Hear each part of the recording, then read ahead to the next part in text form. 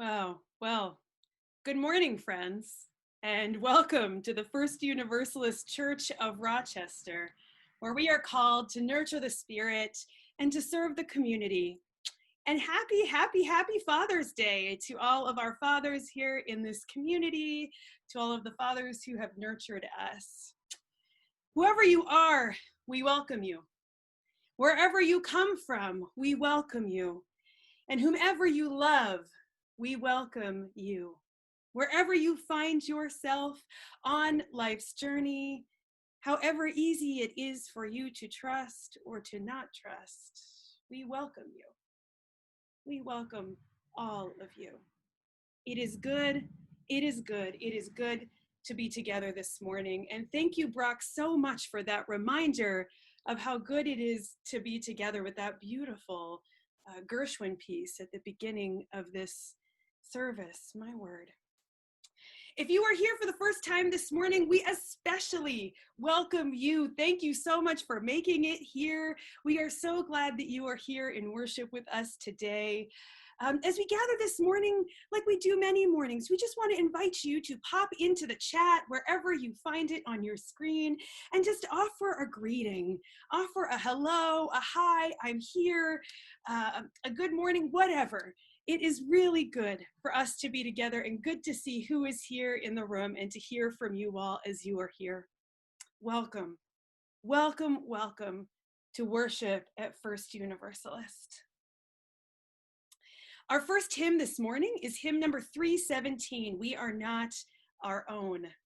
Let us join hearts and voices in singing together this morning, recognizing that even as we are singing muted from our own homes, we are creating a song across our city of Rochester, the country, and the world. This hymn is not one that we often sing, so actually Brock recorded it to sing through the first hymn twice. So let us sing together hymn number 317, We Are Not Our Own.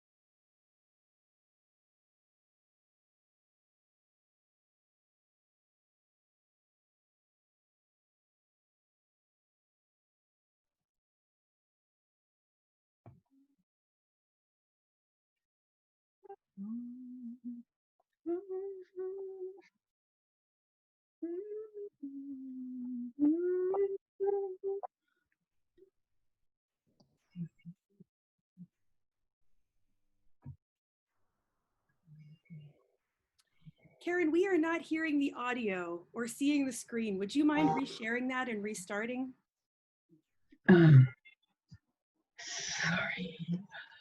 Sorry. No worries. We're all learning here. It's one grand experiment. No worries.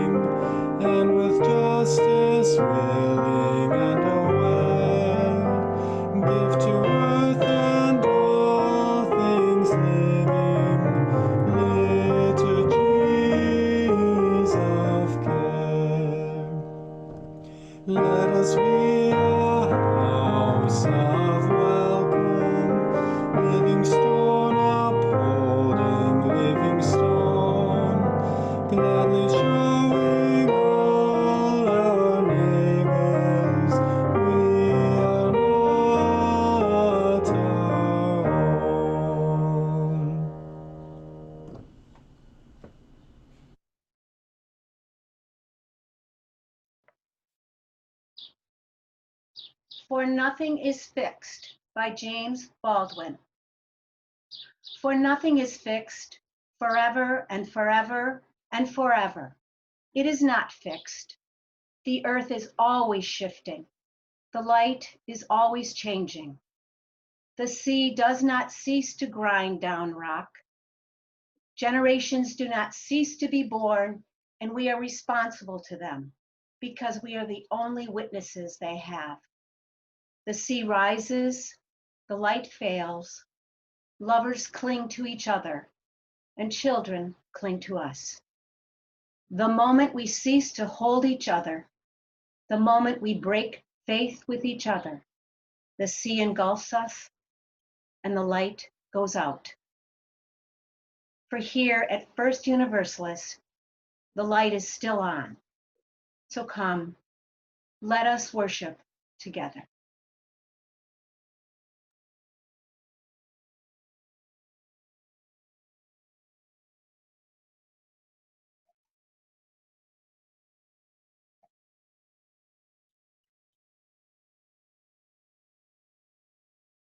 As we light our chalice, will you join me in saying our chalice words in unison?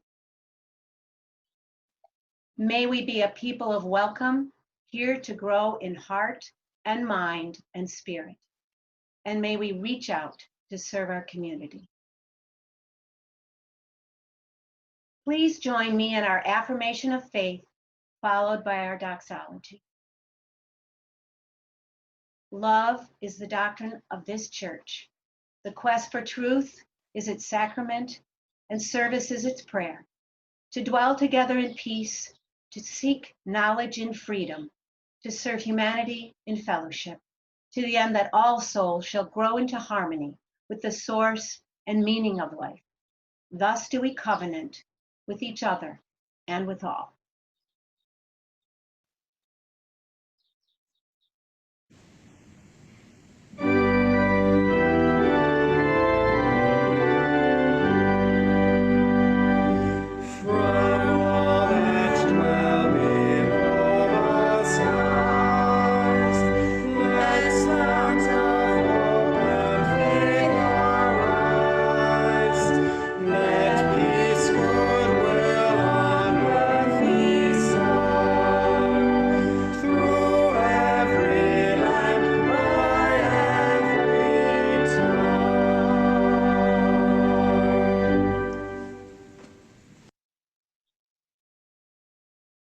Today's offering will support the Black Community Focus Fund, which was formed by SPARC, Spiritus Christi Anti-Racism Coalition, to help create the first Rochester Civil Rights Park.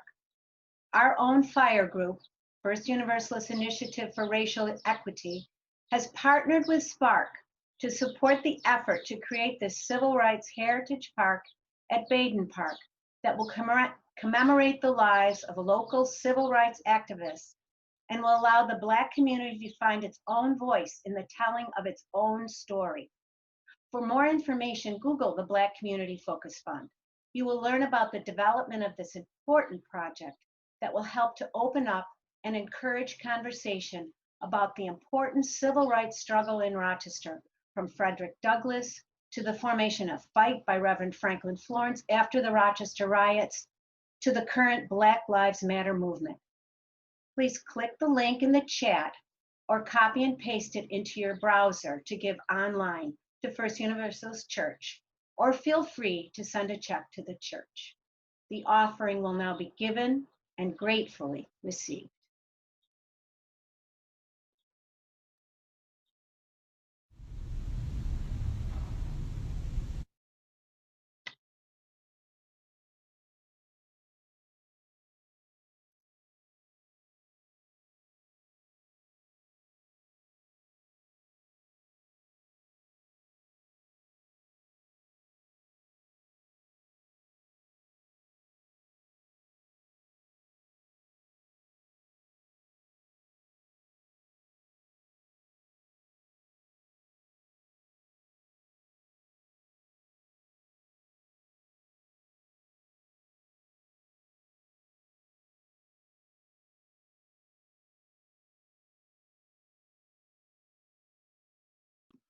Sorry, everyone. I had a frozen computer there for a second.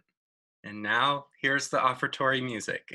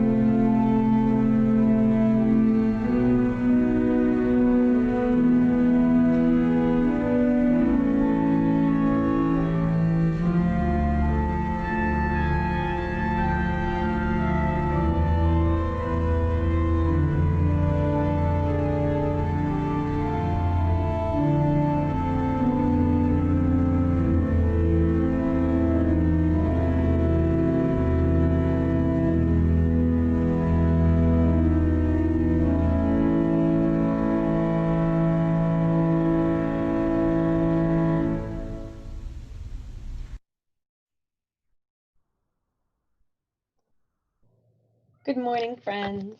If you have any young ones at home, children, or just folks who like to tune in for the story, I would invite you to invite them into the room at this time.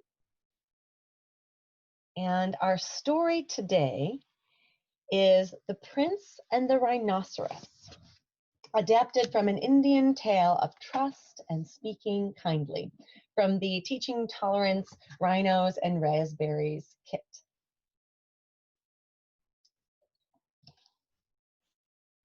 Once upon a time in India, a rare rhinoceros was born, with skin so beautiful it almost glowed.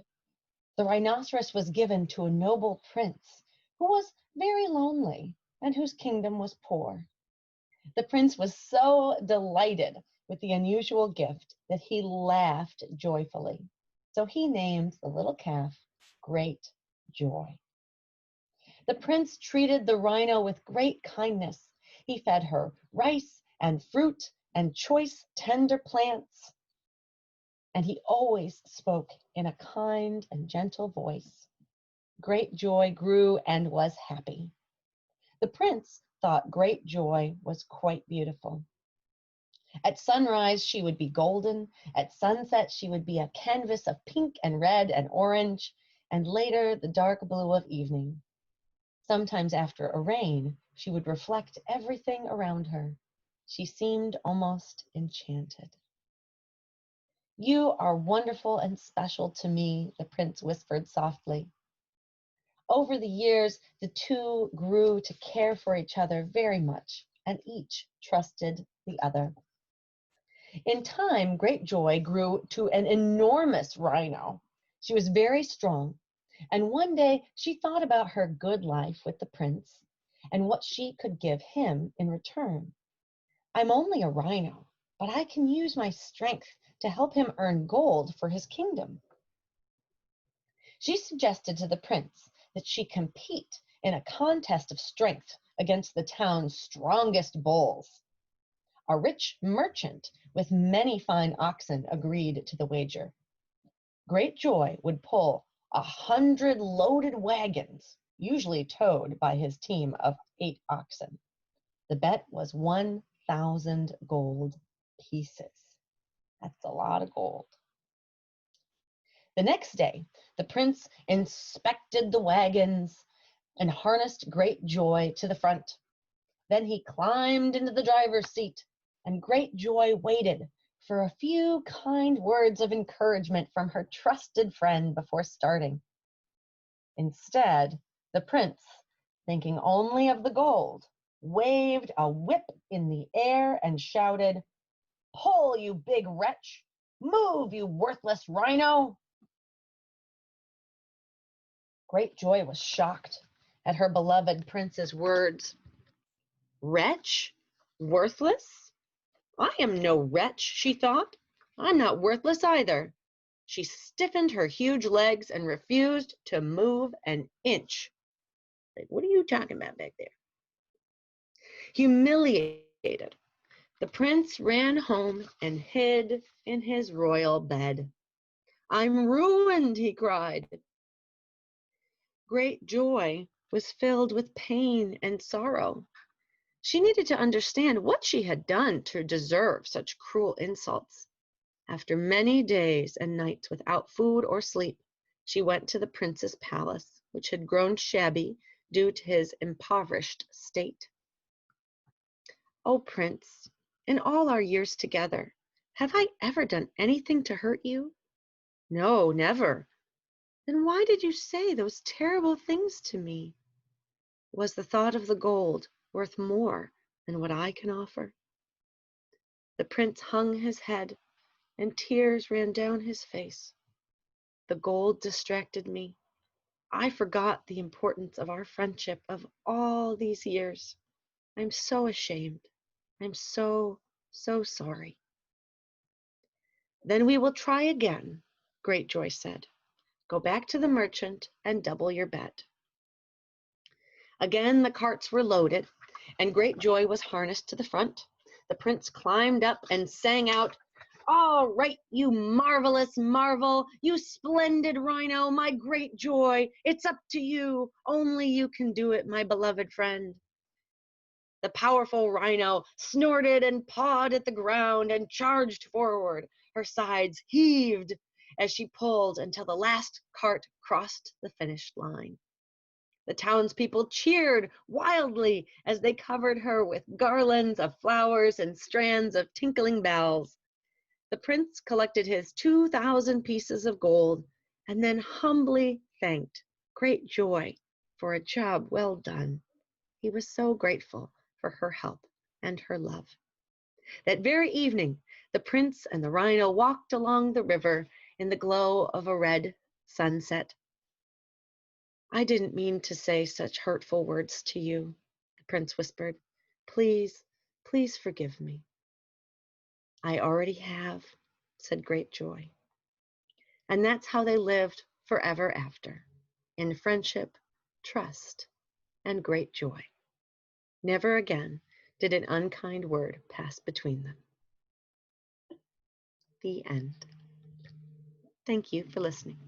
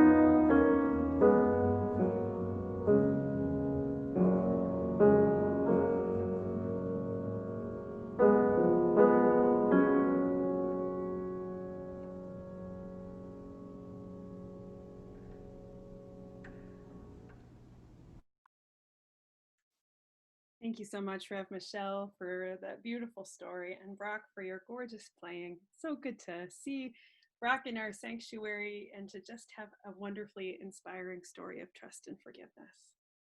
Friends, I want to invite you now into this time of sharing in the joys and the sorrows of this gathered community. If you would like to, you can place a hand over your heart to really focus in and listen from this heart-centered place. As I place stones into the bowl or into the glass, I will read aloud the joys and sorrows of our gathered community, and all are also invited to share your joys and your sorrows in the chat, that we may hear from the community gathered here. So friends, this morning, a joy from Kitty Forbush. A joy to share my amazement at the 2 Supreme Court decisions this week, back to back. The first to support LGBTQ rights, I'll drop one in for that. And the second, supporting DACA and the Dreamers. Who would have thought this court would do this? Praise be. I also want to share a joy with you all that actually just came in right before this service, that this past Friday was our Juneteenth virtual 5K fundraiser for the Black Community Focus Fund and for the Spark Initiative. First Universalist was one of the largest fundraising participants, and we were one of the largest 5K participants. So thanks to all who participated. And I want to share a sorrow from Shirley Malone and from our sibling First Unitarian community. Polly McFadden, a longtime member at Winton Road, has died. She's been at St. Anne's for a while. Her husband, Lee, is doing well, learning to be alone now. And we also hold a sorrow from Chris DeGollier. My cousin, Willard, who entered hospice last week after a year and a half of dealing with pancreatic cancer, died last Sunday. I will miss him. And we will hold all of those who knew and loved Willard in our hearts.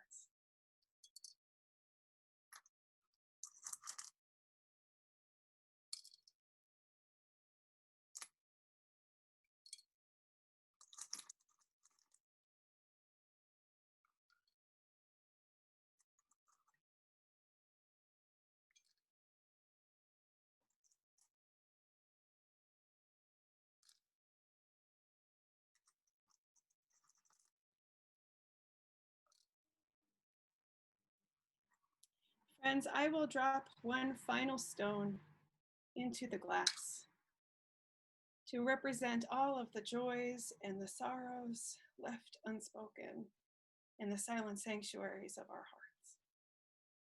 May all be held in the heart of love.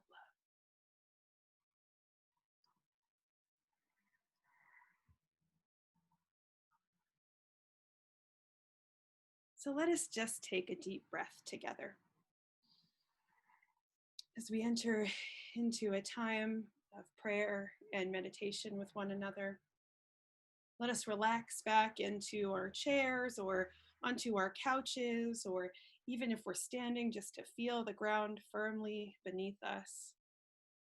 Feel that chair or that couch or this ground supporting your weight. And let us take a deep breath again.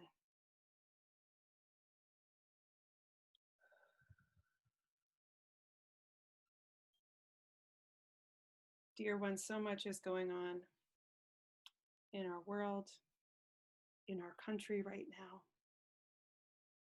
We feel the tension of leaning in or making the extra effort, maybe to avoid it all. We feel the guilt and the remorse and the urgency and the helplessness.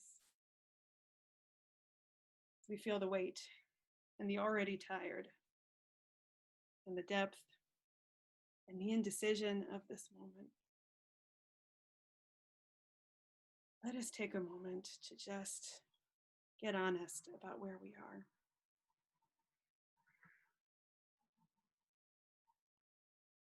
Let us take a moment to just breathe in to all of this.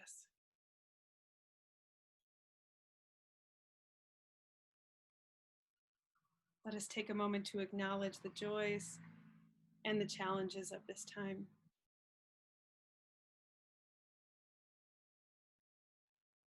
And let us take a deep breath of gentleness. A gentleness born out of our deepest compassion. A gentleness that begins inward and travels out to all of the people that we know and interact with. A gentleness that does not let us off the hook, but rather brings us to a place of acceptance, honesty, and resting in this moment. A gentleness that eradicates the need for harsh judgment and criticism. A gentleness that motivates us to know when we are more useful and when the best thing to do is to rest or pause or take a nap or ask for direction. Let us breathe into this gentleness. Let us soften into this gentleness. Let us hear that inner voice that reminds us to slow down.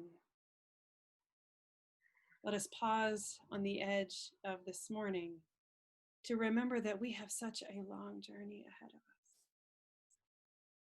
To remember that it is okay to take a moment for a cool drink of water or just to have a seat. Let us hold the gentleness. Let us hold the gentleness. Let us hold the gentleness.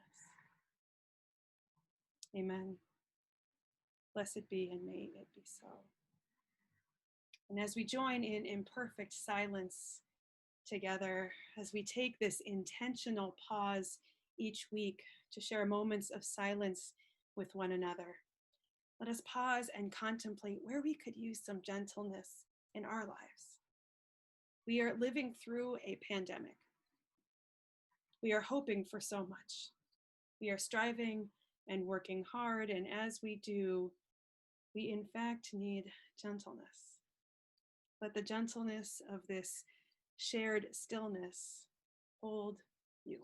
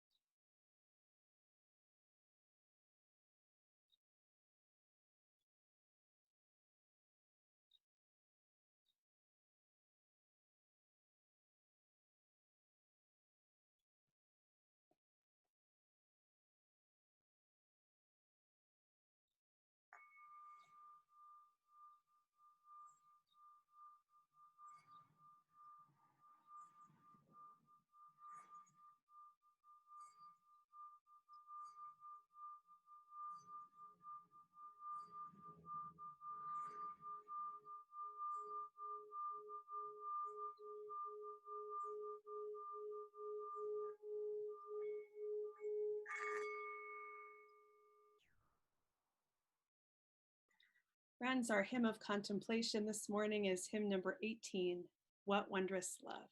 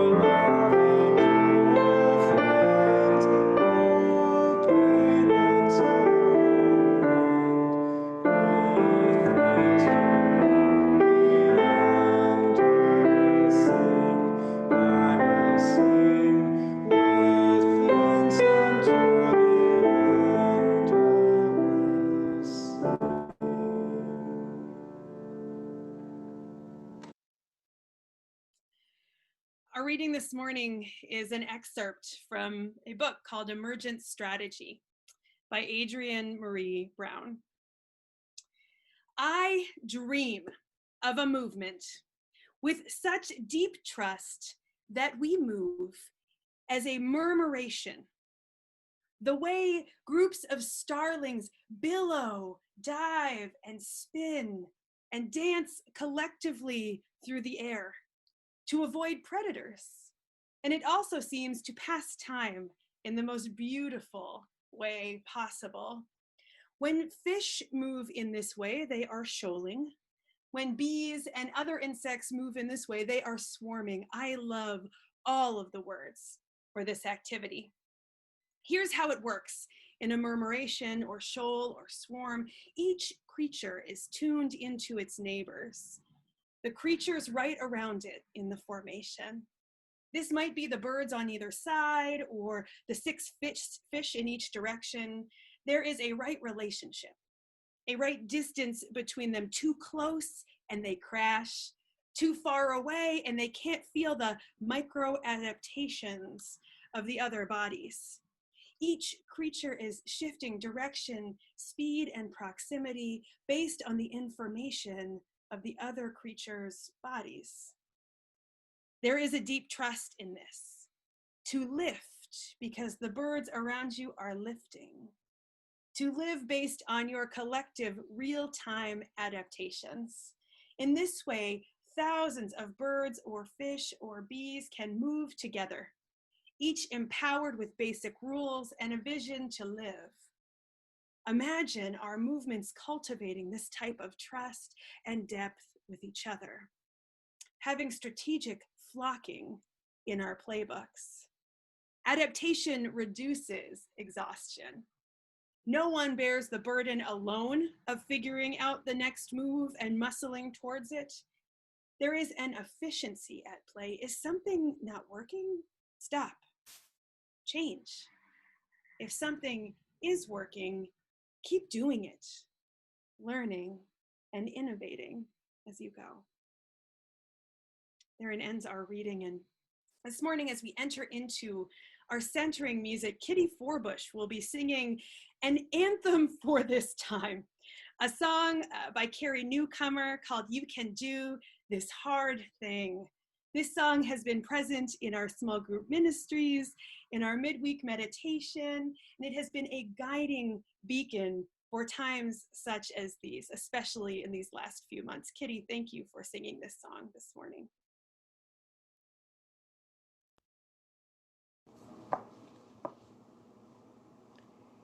Here at the table, with my head in my hands, a column of numbers I just did not understand. You said, add these together, carry the two. Now you can do this hard thing. You can do this hard thing. It's not easy, I know, but I believe that it's so. You can do this hard thing. At a cold winter station, breathing into our gloves, it would change me forever, leaving for God knows what. You carried my bags, you said, I'll wait for you. You can do this hard thing. You can do this hard thing. It's not easy, I know, but I believe that it's so. You can do this hard thing. Late at night I called, and you answered the phone. The worst it had happened, and I did not want to be alone. You quietly listened. You said, we'll see this through. You can do this hard thing. You can do this hard thing. It's not easy, I know, but I believe that it's so. You can do this hard thing. Here we stand breathless and pressed in hard times, hearts hung like laundry on backyard clotheslines. Impossible just takes a little more time. From the muddy ground comes a green volunteer. In a place we thought barren, new life appears. Well, morning comes whistling some comforting tune for you. You can do this hard thing. You can do this hard thing. It's not easy, I know, but I believe that it's so. We can do this hard thing. We can do this hard thing.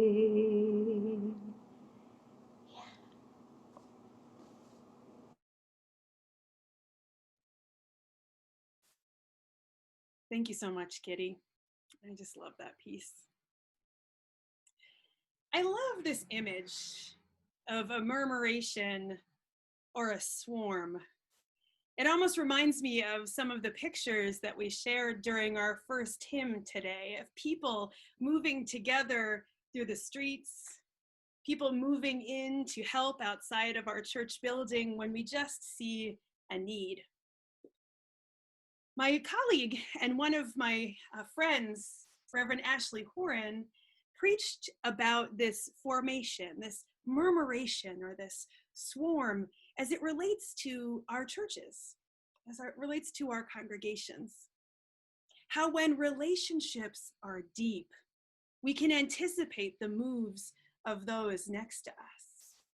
How there are times to move in to do the work and times to move back for rest, to give someone else the space to pick up what needs to be done. How our churches afford us these opportunities for deep relationships with one another, to the end that we can move as a murmuration, paying deep attention to each other. This movement is born out of deep trust with one another, perhaps an aspirational trust, and perhaps one that we can live into. When I heard her preach about this, it was at an ordination in the year before I came, 3 years ago. It feels like so much has changed since then. In this time right now, our relationships can feel tender and they can feel a bit stressed. I know that in the midst of not being able to see one another or seeing others in a limited way, some of the ways of connecting that we have had at our disposal or perhaps even taken for granted are now glaringly missing. We have had to shift, paying attention to one another with more intention, increasing phone calls with one another, spending countless hours over Zoom, missing eye contact, missing being in a room together, missing singing together where we can harmonize with the person next to us in the pew. I don't know about you, but this time has made me profoundly grateful for some of the things I took for granted before in our lives. Just one of those things being our ability to worship in person. As I watched Charlie's beautiful video this morning and Brock's playing, I just thought, man, do I miss that pulpit? Man, do I miss that space? My cat tree on my porch is not a substitute for a Bragdon pulpit, but here we are. I'm finding myself also grateful at the same time for the shaking up of relationships that I once took for granted, for the time and space to pay attention to one another in a new way, and to pay attention to the earth. For moments when the connections matter to me so much more than anything else, when it is glaringly clear that what matters most is relationships, and especially relationships of trust. When we are going through a hard time, these relationships of trust are crucial. And when we are going through a hard time, sometimes they can be strained, like in our story this morning. To be able to do this hard thing, we need folks on whom we can rely. To be able to do this hard thing, we often have to move at a different speed. To do this hard thing and to really do it, there are times when we must slow down, when we must learn to be compassionate with ourselves, when we need to check in on one another to see if our neighbors and loved ones are okay. I think sometimes this is so countercultural. Capitalism and the need to succeed would tell us that most things are urgent. We need to do this now. We must achieve the change we wish to see tomorrow. Why not yesterday? And in some cases, that sense of urgency has been a gift. In other cases, when we are moving forward too fast, we do not have the space or the capacity to pay attention to those around us. When we are moving forward too fast, I feel like I can't say that, moving forward too fast, we barely even have enough space to pay attention to our own needs, let alone the needs or the movements of others. Disability justice scholars write about this need to slow down as a way to bring everyone along, as a way to leave no one behind, even those who move through this world at a slower pace. To slow down means that our collective endeavors are for everyone, not just for those who can keep up. Dear ones, when this church chose to embark on a long-term project moving towards racial justice, I sat with some of the planning team. You've been hearing a lot about the Civil Rights Heritage Park this morning. I sat with some of the planning team and we talked about moving at the speed of trust. Now, this is not my idea or even my own phrase. No, it comes from author and facilitator in the Movement for Black Lives, Adrienne Maree Brown. Brown's facilitation focuses on good process being just as important, if not more important, than outcomes. She writes a lot about tending to relationships rather than focusing on goals or what we'd like to achieve. Because if the relationships are not there, the work is not sustainable. And if the process is good, more can happen than we could have originally planned or imagined. Creative initiatives can emerge, new ideas can come to the surface that a rigid process would just shut down.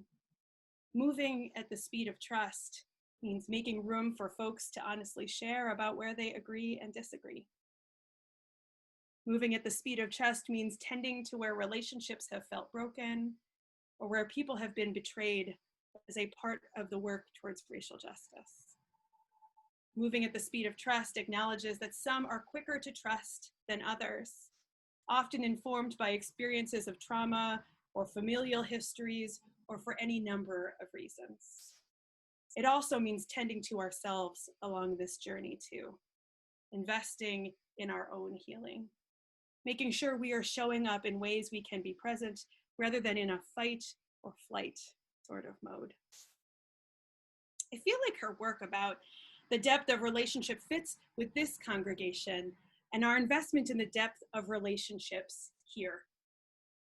As we go deep within these walls that have disappeared while this virtual container still holds us, as we go deep here, trust must be at the center. Trust takes honesty. It takes speaking up when we disagree. It takes offering praise and thanks as things go well.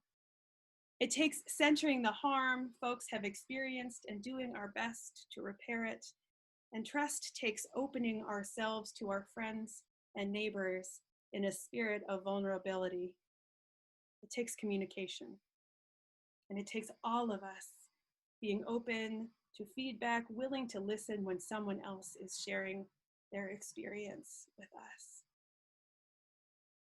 This is part of how we need to show up in our communities, to keep showing up and to keep building trust.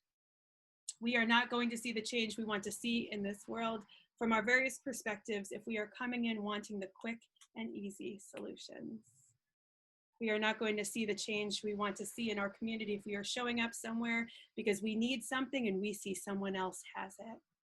Relationships of trust are not about utilitarianism, not about what I can get from you or what you can get from me. I've been thinking about this a bunch this past week as I discern how to show up in this moment for the movement for Black lives. Am I showing up to look good? Or am I showing up because I want for the freedom and liberation of Black people? Are my efforts helpful and moving towards trust? Or am I tearing at the fabric of trust in the community by undermining or second guessing or criticizing without even being in relationship? I think about this in our relationship with the Spiritist Christi Anti-Racism Coalition and the work being done there with the Civil Rights Heritage Site. This is long-term work. It will not happen overnight. This is messy work too. There is conflict. There are ebbs and flows, moments of things going well and sinking together, and moments when people need a rest from one another and from this hard work. This is how we build trust. And I have been thinking of this a bunch as I prepare to leave this week, starting tomorrow, for an on-again, off-again summer. I will be gone for the next 3 weeks. And this time period of coronavirus and physically distancing has felt like it is one that has sped up the rate of bonding in relationships, both personal and professional. We are surviving together. And this has felt like a time to hold a lot of stuff down as your minister. And I am getting ready to put down the work so that others can pick it up for a time with deep gratitude to your summer minister, Peter House, and the many lay leaders who are stepping in. With much preparation and planning, I feel my shaky hands handing over the baton with a bit of trepidation, nervousness, knowing all of us need time to be engaged and time to be away. Knowing restorative time is a part of making this pandemic sustainable. Knowing that I have only been here for 2 years, and it may still feel hard to trust me with the work of this congregation, to trust me to be a partner with you all, to trust the staff and me to do some of the things that have belonged to the membership of this congregation for so long. Building trust is hard. It takes time. It goes deep. It doesn't happen overnight. And we've really had to shift a lot of things in these last few months. Relationships of murmuration or swarm or shoal don't just build up overnight. They are a learned instinct, born out of the natural world. And the natural world can feel close to us or perhaps very distant at times, but it is such a source of inspiration as we explore how we can better be in relationship. How we can better be in relationship with one another, with those we love. It can be a model for how we learn to live differently. I'm wondering, how can you take time this week or in the weeks ahead to tap out of urgency and to tap into some deep reflection time? How can you make space to sit with questions like, what is this time calling me to do? Or where is my energy best put right now? How can you make space to sit with the changes you have been through in these weeks and months the pandemic has been happening? So much has changed. So much has shifted. To really move at the speed of trust requires reflection from us. And reflection feels so countercultural in a culture that supports achievement, success, and productivity. These are some of the questions I plan to take into this summer along with me. These are some of the things I hope to focus my time on, tending to reflection about where I am called and where my energy is best spent, making space and time to reflect on where we have been and where we are going. As we head into this unusual summer, it is my hope that we can all find time to tend to our relationships, to build trust. It is my deep hope that we can tap out of urgency and really tend to our hearts. It is possible this pandemic could be continuing for much longer than we originally anticipated. I remember fondly the first Sunday we were streaming online when we thought and hoped we might be back in our sanctuary for Easter. Joke was on us. Does this pandemic follow a liturgical calendar? It would be convenient, but it's not what happened. Now is a time to pivot. And rather than moving at the speed of survival, we can shift to moving at the speed of trust. Acknowledging that we have needed to be in survival mode, of course, to keep ourselves safe, to flatten the curve, to care for everyone around us and for ourselves. But the time has come for some deep reflection. The time has come to tend to ourselves and to pay attention to those around us differently. We need this space right now. We need it now more than ever. May you take time to tap out of urgency and to tap into deeper meaning in your lives. May you take time in the days and weeks ahead for reflection and reaching out to others to share your experiences. May you find space in your lives and in our collective lives to move at the speed of trust. Amen. Blessed be, and may it be so. Our final hymn this morning is hymn number 23, Bring Many Names. This is a hymn written by Brian Wren, a gay hymn composer, to honor the many ways we can see and interpret the different faces of the divine.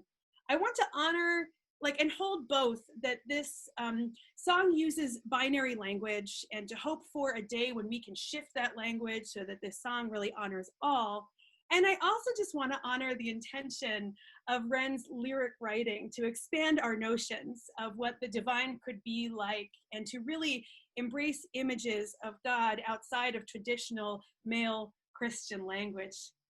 We are singing this hymn today of all days because of the way it honors fathers and parents and people on many different stages in life's journey.